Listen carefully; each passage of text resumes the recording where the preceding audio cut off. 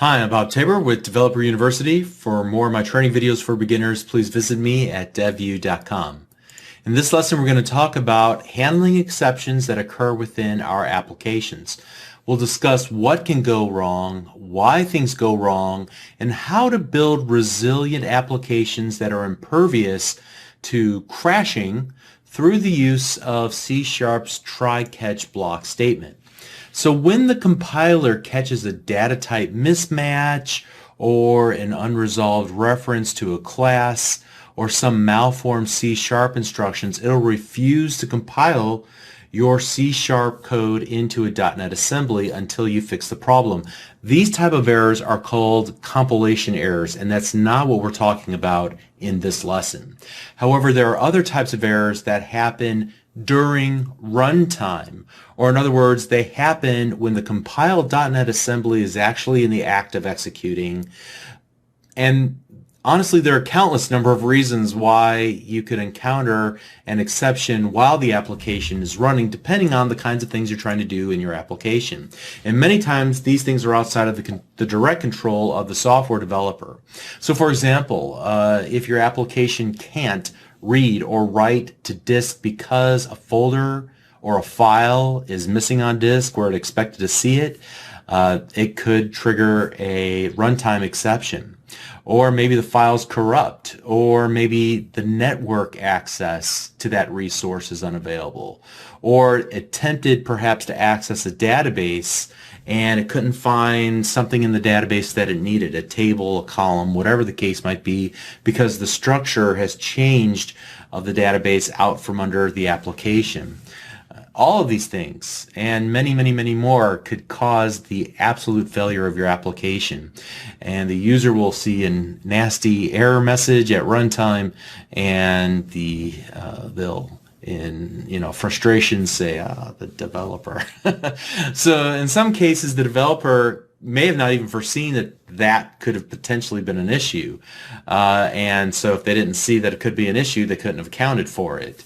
Maybe the developer, for example, allows the users to type in a country, but the user misspells the country name. Now, maybe they did that intentionally or unintentionally. Perhaps they maliciously use numerical characters instead of alpha characters.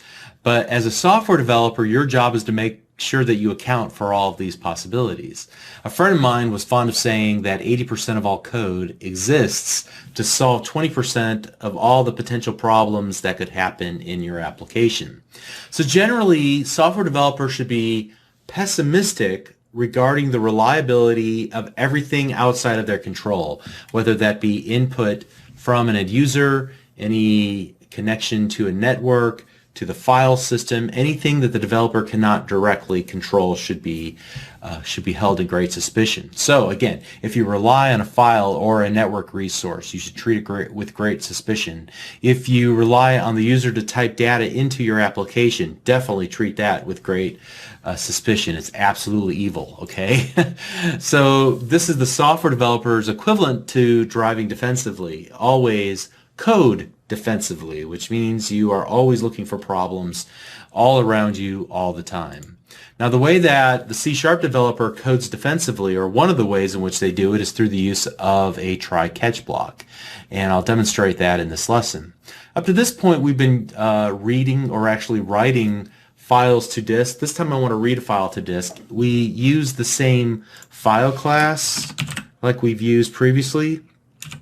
And notice that I already have a using statement for system.io, so it finds it. And this time I want to use the read all text instead of the write all text. And here, let's just go ahead and set this example up. Notice that I've already got a project created called Handling Exceptions. Please pause the video and catch up with me if you like. But here we go, string content equals file.readAllText. And then let's just, for the sake of argument, hard code a location. I'll put this at lesson22./example.txt, and then we'll do console.writeLine the content, and then finally console.readLine, like so. Great. All right, so far so good. And now here, I just want to demonstrate that this actually will work. So you can see that I created off my root a lesson 22 folder with example.txt in it. Let's go ahead and run the application and show that there is actually text in that file. It's just a quote from Mark Twain. And now that we've got it working correctly, let's break the application by giving it a fake name, just by removing the E on the end of example.txt. And now you can see that we get an exception. This is a file not found exception, was unhandled. And so I'll tell you what, let's do this. Let's stop the application.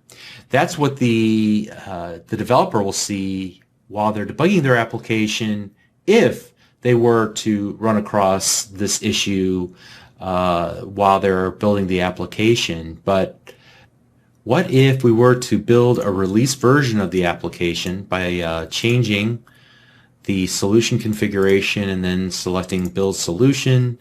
Now we're going to go out to our projects directory, and I'm going to act like an end user and actually attempt to use this application outside of Visual Studio, so outside of the debugging environment, just to see what the end user would see if they ran into this exception at runtime. The name of this is handling exceptions. All right, there you go.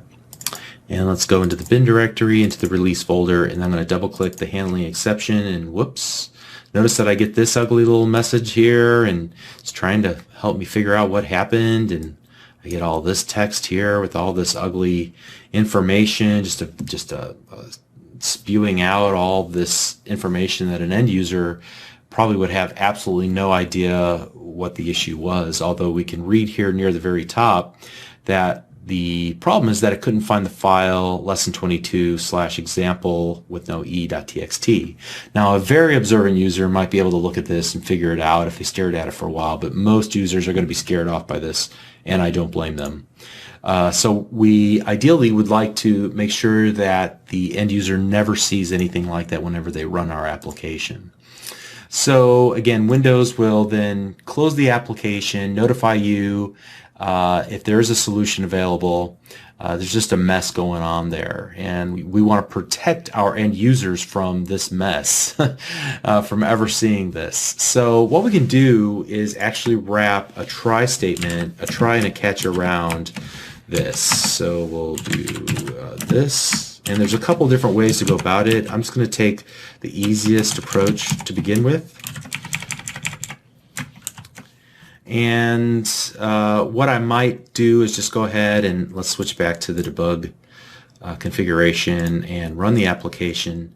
Now, you may have noticed that the application ran briefly and then went away. And the reason it did was because we ran this, we hit an exception here, the catch statement kicked in, there's nothing defined in the catch statement, and we continued on. What if we were to move this to right there? We would at least see the application now run for a little bit, and we would see no output. So still not an ideal situation, but at least we're not seeing any exceptions. Let's go one more step with this and say let's actually catch the exception that occurred.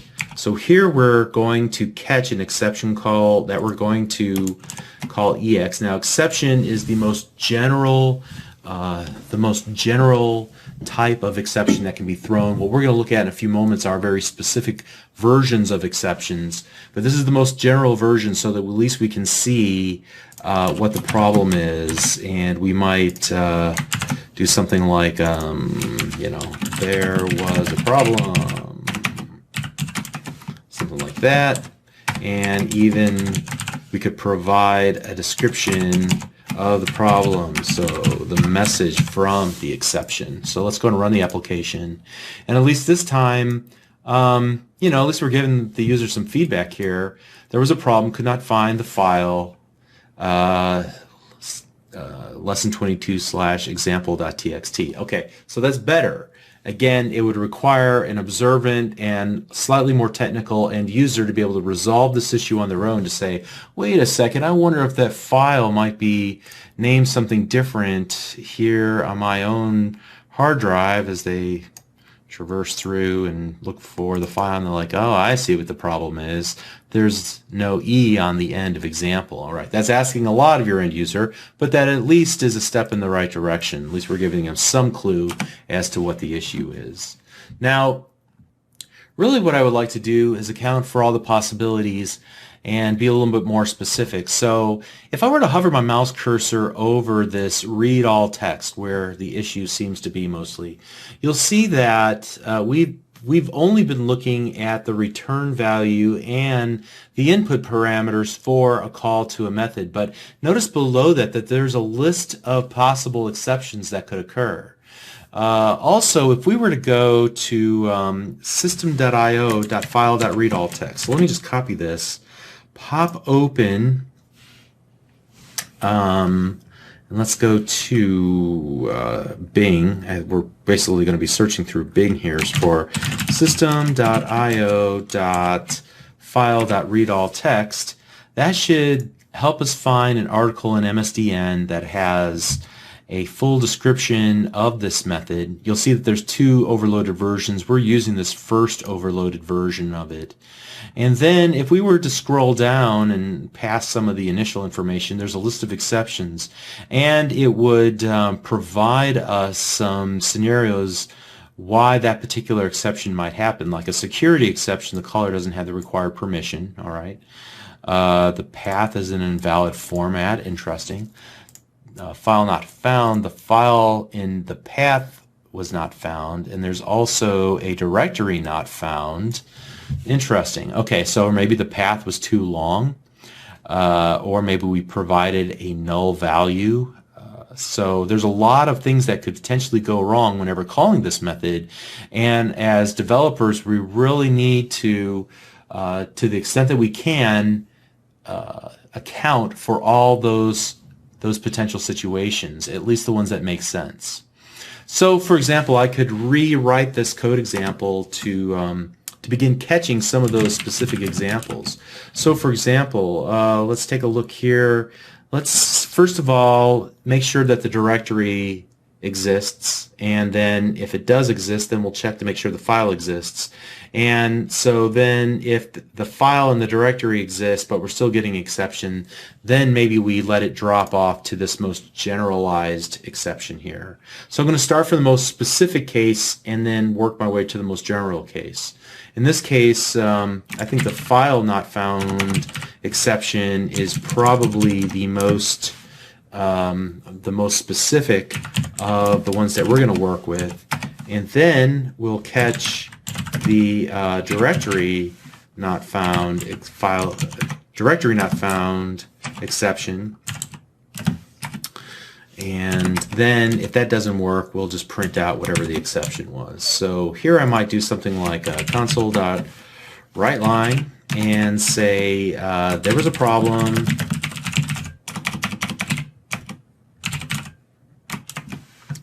And then give it a specific, make sure the name is, a name of the file is named correctly. Should be example.txt, all right? And then we can do something similar here and say, there was a problem, make sure that the name of the directory, directory. Make sure the file, make sure the directory C:/lesson 22 exists. All right, something like that. And remember, we're getting the red squiggly. Why? Well, because we either need to add another backslash here or add the @ symbol there. Remember that from earlier? Okay. So let's go ahead and test our application, and I'm going to set a breakpoint here whenever we hit this line of code so that we can watch this execute. All right, so let's go ahead and step over, and it looks like it found the file not found exception, and so we will see there was a problem. Make sure the name of the file is named correctly. All right. Then let's go out and let's rename this to lesson 22A, and I think we're still going to get the same actually exceptions. So maybe that's oh no, we did get the directory not found exception. Good. Okay. So in this case, we'll see that error message. Make sure the directory lesson 22 exists. All right. And then for any other exception, maybe there's a permissions issue on the computer. Maybe there's a the file is corrupt somehow and we can't read from it. We would get this last catch-all where we catch just the general exception and print it to the user. Okay? So at any rate, the key to this is that we check the most specific exceptions first and the most general or generic exceptions last. There's also one other item I want to add here, and that's a finally statement. And this is where we would write any code to finalize, which might mean setting objects to null, closing database connections. All right, but this code is going to run no matter what, and so we're just going to go console.writeLine. Closing application now, like so that we can see that this code will run regardless. It's just that one last chance as a developer to clean up our mess before we stop the execution of the application. So, and you can see that now represented here by closing the application now. Great. Now you might look at this and you might think to yourself, okay, great, I'm going to use this try-catch around everything in my application. Every single line of code in my application, I'm going to wrap it with a try-catch. So I'll just take every method and I'm going to blindly just copy and paste everything in there. And that's definitely a strategy that some people take. It's a little bit lazy, quite honestly. Some developers have done that, but they're often ostracized by their end users for providing very cryptic error messages. So if we were to leave all of these off and just wrap everything and just only show the exception EX, we would just be saying, hey, there was a problem here, figure it out for yourself. That's not really advocating on the part of the user, right? We're not protecting the user. Furthermore, we might be tempted to provide some type of debugging information for ourselves as developers. Sometimes you'll see some error codes pop up that no human could be expected to understand except the guy who originally wrote the application. The reason developers do this is because sometimes they take that exact approach where they just say, hey, we're going to forget about the user, I'm just going to wrap everything in a try-catch, and it'll pop the error message to me, it'll float back to me, I'll fix the problem, and everything will be okay. But again, this catch-all is convenient to the developer, but it's really frustrating to the end user, so you shouldn't do that. You should strive to put the same amount of attention into protecting your user from having these sorts of issues and protect them from having to guess at what to do next by simply helping them fix the problem. Tell them specifically if you possibly can. If you, the developer, can fix the problem, or at least you can point the user in the right direction, then that's awesome. You should do that. But if you can't, well then at least try to identify the exact nature of the problem and then ask the user for the type of input that you would need as the developer to fix the issue. You don't want to leave your users feeling stupid that they did something wrong. You want them to feel empowered, and you want them to feel like your application is well built and it considered them whenever you were building it. So that's what makes your application polished. It's what users expect, a reliable experience with no surprises. All right. So to recap this lesson, we talked about a number of different things related to exceptions that can happen. Essentially, anytime that you, the developer, are not completely in control and you're accessing things outside of your boundary of control, outside of your domain, you need to wrap those in a try-catch and be thoughtful about the types of exceptions that you'll be handling. Listening for specific exceptions that a particular method could raise, and it's easy to find out. All you got to do is hover your mouse cursor over it, or you go to MSDN and you find the call, that method, and you look for, like we did, all the potential exceptions that could happen, and then be reasonable about it, but then write the code necessary to handle those exceptions and protect your end user. We looked at the try, the catch. We looked at catching the exception and then using certain properties of the exception, like the message property, to print out to the user what the issue was. We could also use this to log the error, even send it to a centralized logging service like Application Insights that's available from Microsoft Azure to report back to the developers what the issues were. And then you can use the finally code block to clean up any connections you have to file systems, databases. You can set objects equal to null and go ahead and remove all of your references and be very explicit about that before you shut down the application. Okay, so hopefully that was helpful. This is a great lesson in building resilient applications, giving the users the kind of experience that they would expect whenever things go wrong in your apps. All right, so we'll have one or two more lessons and then we're done. We'll see you in the next lesson. Thank you.